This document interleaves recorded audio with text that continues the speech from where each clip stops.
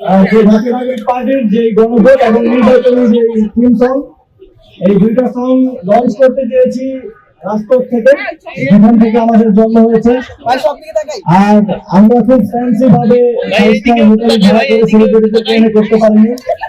আমরা মনে করছি এখানে সমাজের বিভিন্ন শ্রেণী পেশার মানুষজন যারা আছেন, আমাদের আমাদের লোকজন তফসিলি সম্প্রদায়ের মানুষজন আছেন, এবং আমরা তাদের রিপ্রেজেন্ট করে আমরা তাদেরকে সাথে নিয়ে আমাদের ফিল্ম সংটা লঞ্চ করতে চাইছি। এমন কোনো জায়গায় লঞ্চ করতে চাইনি যেখানে তাদের অনুপ্রবেশের অধিকার নেই।